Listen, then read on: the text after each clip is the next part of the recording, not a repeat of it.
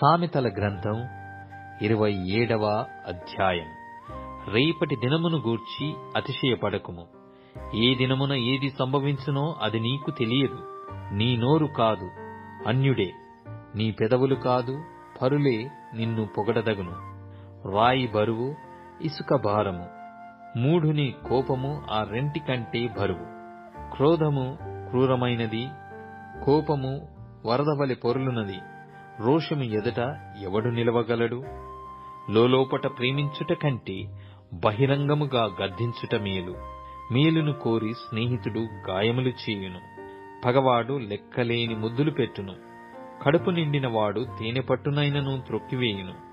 ఆకలిగొనిన వానికి చేదు వస్తువైనను తీయగానుండును. తన ఇల్లు విడిచి తిరుగువాడు గూడు విడిచి తిరుగు పక్షితో సమానుడు. తైలమును అత్తరును హృదయమును సంతోషపరచునట్లు చిలికాని హృదయములో నుండి వచ్చు మధురమైన మాటలు హృదయమును సంతోషపరచును. నీ స్నేహితునినైనను నీ తండ్రి స్నేహితునినైనను విడిచిపెట్టకుము. నీకు ఆపద కలిగిన దినమందు నీ సహోదరుని ఇంటికి వెళ్ళకుము. దూరములోనున్న సహోదరుని కంటే దగ్గరనున్న పొరుగువాడు వాసి.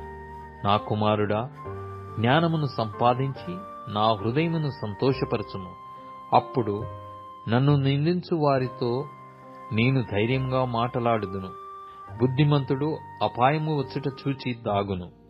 జ్ఞానము లేని వారు యోచింపక ఆపదలో పడుదురు.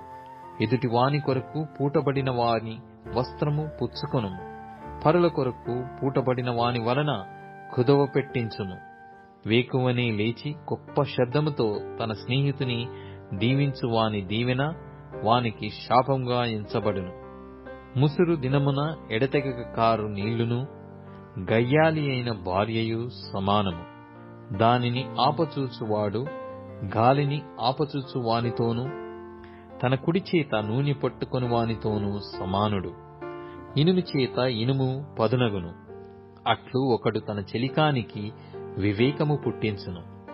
అంజూరపు చెట్టును పెంచువాడు దాని ఫలము తినును. తన యజమానుని మన్నించువాడు ఘనతనొందును. నీటిలో ముఖమునకు ముఖము కనబడునట్లు ఒకని మనస్సునకు మరి ఒకని మనస్సు కనబడును. పాతాళమునకును అగాధ కూపమునకును తృప్తి కానేరదు. అలాగున నరుల దృష్టి తృప్తి కానేరదు. మూసచేత వెండిని, కొలిమి చేత బంగారును, తాను పొందిన కీర్తి చేత నరుని పరిశోధింపవచ్చును. మూఢుని రోటిలోని గోధుమలలో వేసి రోకట దంచినను వాని మూఢత వాని వదిలిపోదు. నీ పశువుల స్థితి జాగ్రత్తగా తెలుసుకొనుము. నీ మందలయందు మనస్సునుంచుము. ధనము శాశ్వతము కాదు, కిరీటము తరతరములుండునా? ఎండిన గడ్డి వామివేయబడెను, పచ్చిక కనబడుచున్నది. కొండగడ్డి ఏరబడియున్నది.